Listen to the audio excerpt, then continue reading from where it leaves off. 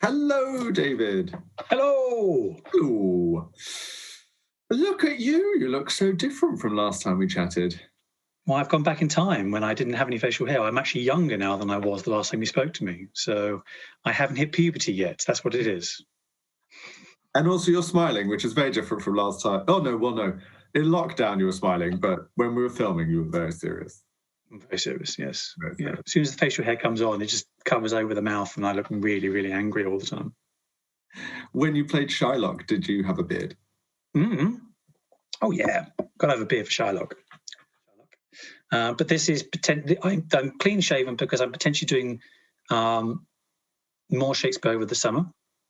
Fingers crossed. With Illyria? With Illyria. Much Ado About Nothing. Benedict. Who, of course, half of the play has to be clean shaven. So yes. There'll be a bit of fake facial hair, I think, potentially for the summer, which will be mysteriously disappearing after the interval. Amazing. Oh, what a wonderful role. I've always wanted to be Don John, because you know me, I like my villains. And I think he's very sympathetic in many ways. I rarely see him be sympathetic of the two films I can think of, which is the Kenneth Branagh one and the Joss Whedon one, that we can't say his name now. Anyway, hello. Let us go back to our Shakespeare play. Yes. Well, first of all, as we are a year into lockdown, what has changed for you besides your hair, and what has remained utterly the same in these times? I think this jumper's the same as when I started lockdown. What's changed?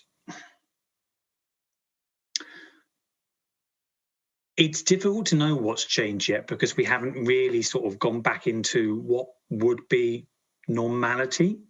So I think that's when it's going to hit home to people. Normality. It's going to hit home what's changed in people. I think people's mindset more than anything else. I personally have been telling myself that when we go back to that and we go back to what we had before, to certain elements of it, that I don't necessarily want to do certain things. I'd rather focus on other areas. But saying that and actually doing that is a completely separate thing there. It all comes down to finance and it comes down to what you can afford to do. I have been working. There has been jobs along the way. I did a summer outdoor production last year for about 7 weeks.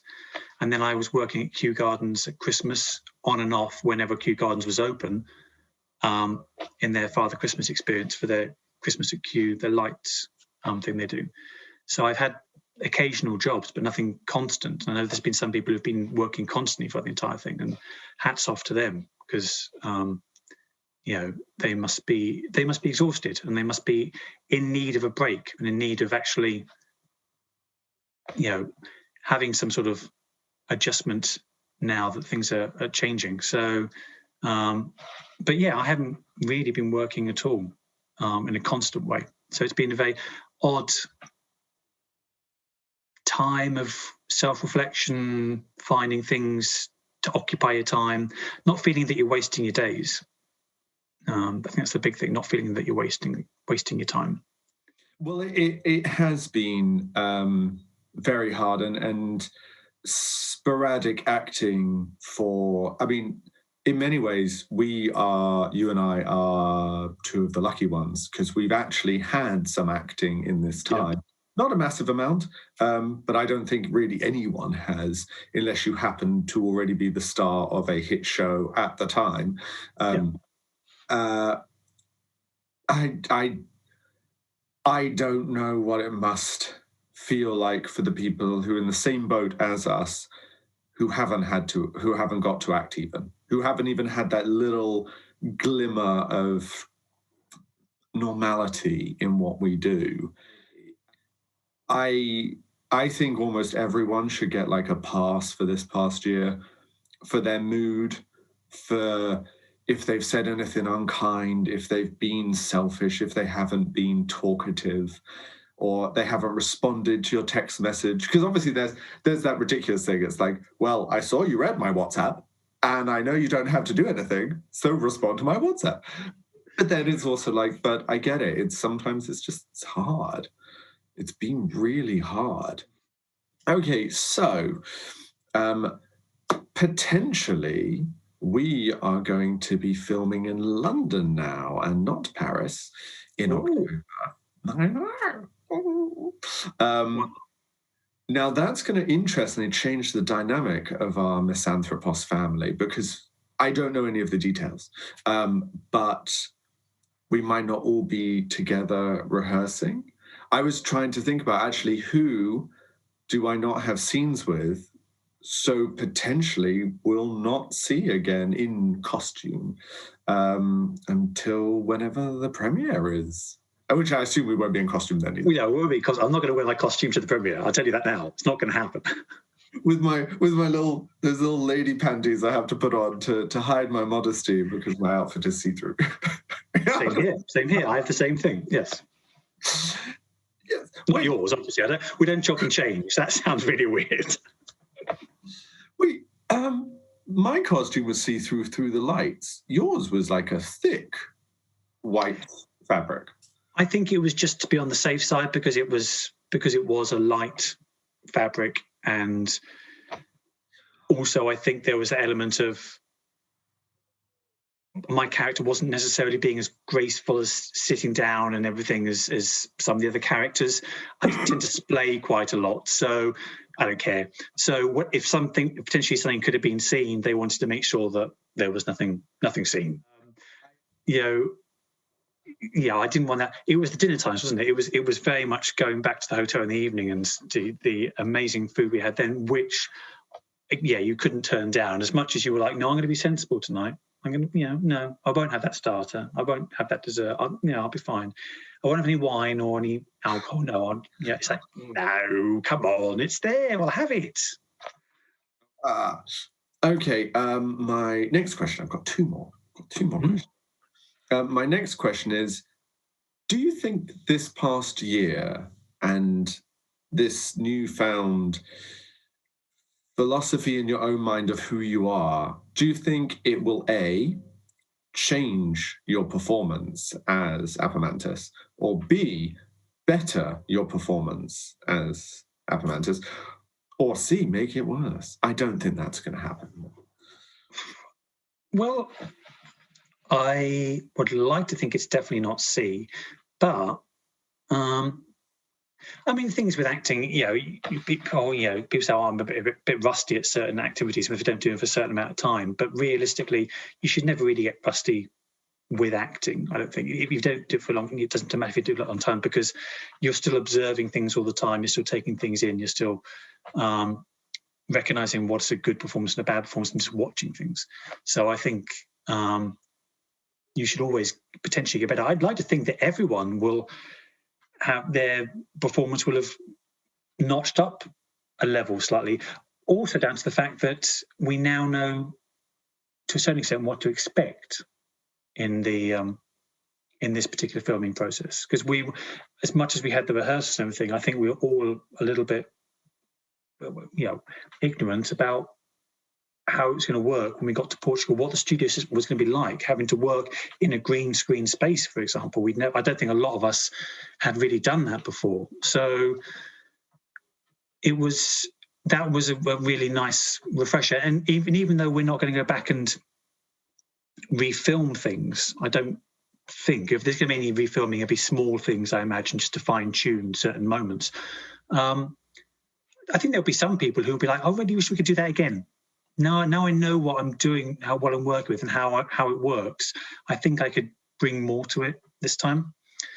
Not to say they didn't do a good performance last time. I think Maximianno was very happy with the performances he got from the company. But I think that everyone would think, I'd like to try it one more time and see what I can do, differently, better maybe.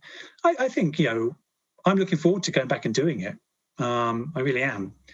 I'm sort of relieved that my most difficult scenes, I think, done. So I'm relieved that when we go back, the scenes that I've got potentially are the slightly easier scenes, the scenes more from the beginning of the film. Just, my character being a bit of a bitch, really. I mean, that's the thing. There's this world-weary, hateful of the world element. You could definitely channel David on certain days in lockdown, be like, what's the point of life?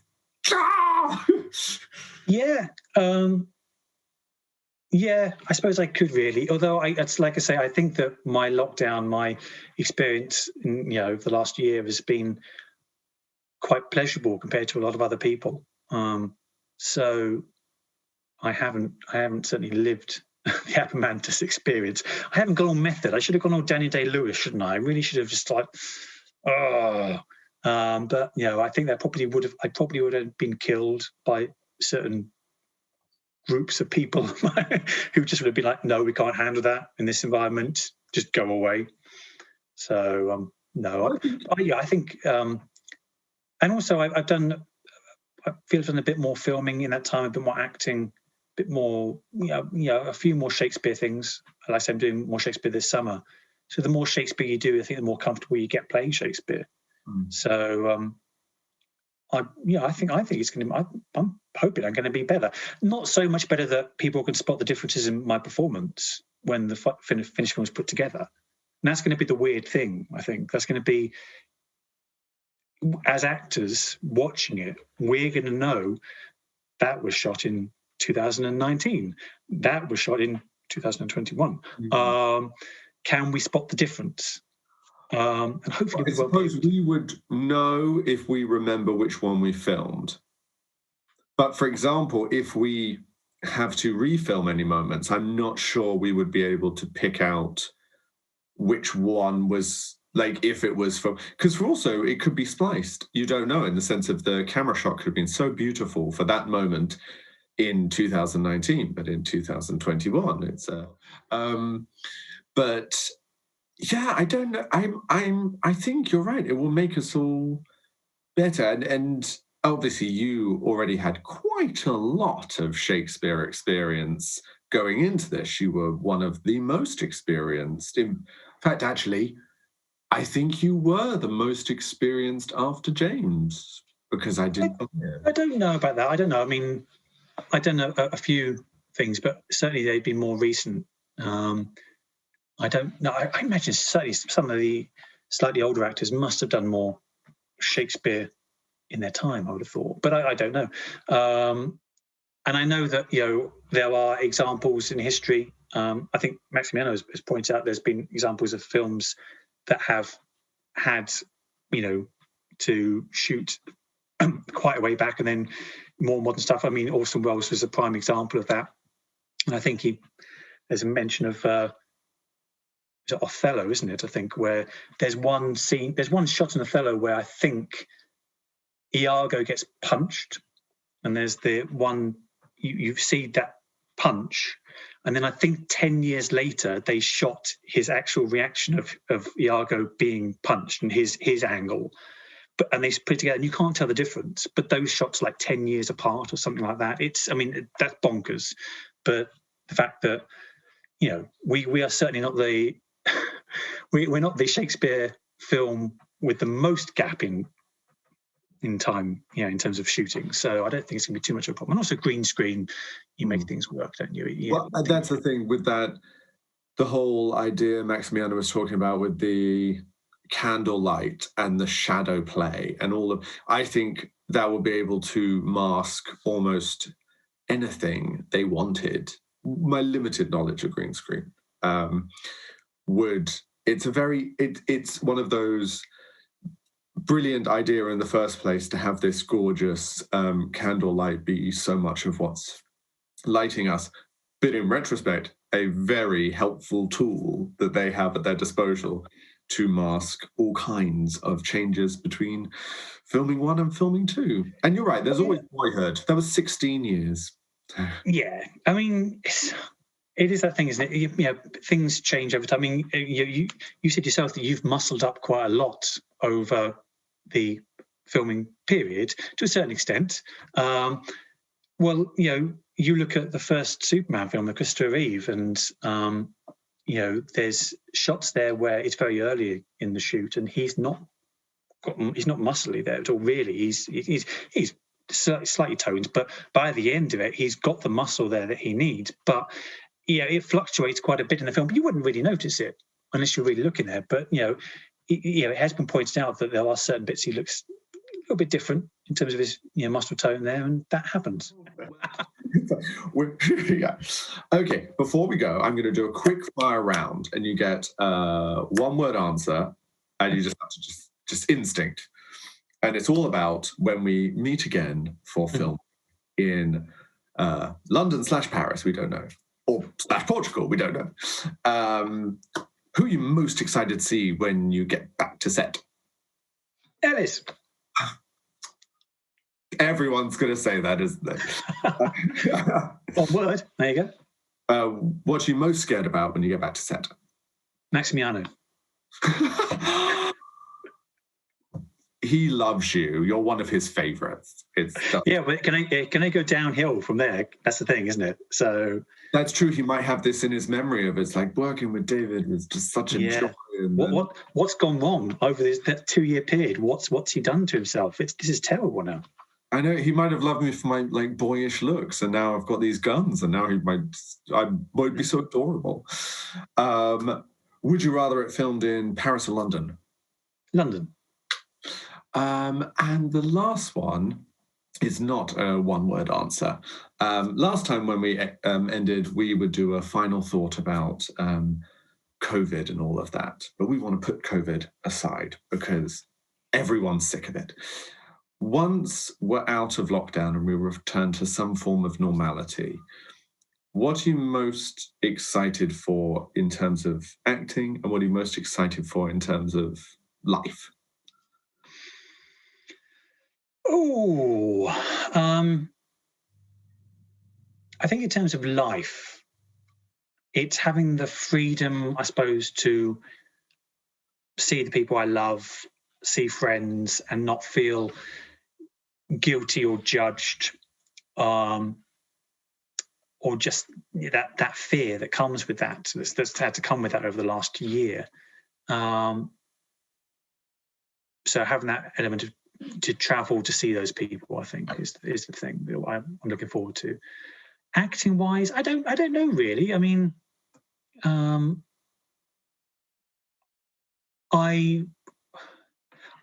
worry that things will have changed to the extent that it'll become even more of a closed shop going forward, because there will be that fear of people need surefire certainties and hits and things like that, and therefore this whole thing about, certainly when you look at theatre in and around London, what they're saying at the moment with things coming back is that they need to get audiences in to the capacity they can have, and to do that they need to have stars, they need to have names, they need to have safe bets. So I worry that we're going to lose a little bit of the potential of being discovered and the potential of new and exciting work. But maybe that won't happen, and maybe it's going to be people are going to be like, yeah, let's just give these people a chance, give everyone a chance that hasn't had that. Let's see what we've got out there. Let's really embrace this, and there will be exciting things out there to do. Maybe more so in the film and TV aspect of it. So let's see what happens in terms of the screen, and yes, certainly in the UK, we've got things happening already. I'm lucky enough to be doing a short film tomorrow for some students, so I'm very fortunate to do that. So things are moving, and it might be by the end of the year, it's like, wow, there's so much happening and so many possibilities that we actually have to start turning things down. We can't do everything that was out there. So let's see if by the end of the year we're all a bit like, wow, 2021 has turned into a much better year than we thought it was going to be. Because 2020 we knew 2020 was the write-off year. We weren't expecting 2021 to be the write-off year, and it sort of started that way. But maybe by the end, things will turn around. There's good hope for that. So yeah, let's just get out there and see what happens, and make things happen, and just do exciting things. I love that philosophy. I think that's absolutely true, and I hope you're right that the industry uses this as an opportunity to find new people rather than go for safe options. Also, potentially, everyone's been writing during lockdown, so now there's a whole bunch of filming that needs to be done for all these scripts that everyone's been writing. And they all require older people rather than... I've seen so many things as like priority for just graduated students, and it's like, I get it. I understand the logic of this. But also there's the people who've dedicated 10 plus years of their life to this career professionally. Let's also give opportunities for them if they've not been on major things before. Not that I've given 10 plus years, because I'm so young. I barely have out of drama school, really. So am I. Like I say, I haven't hit puberty yet. So, I mean, I've got so long to go. It's water my oyster. Anyway, I'm going to wrap this up. Thank you so much for... It took longer than 15 minutes. Apologies. I believe yours was also the longest one last time. There's just something about our chemistry that just keeps on going. Well, have an amazing time filming tomorrow. Have an amazing time on tour as Benedict.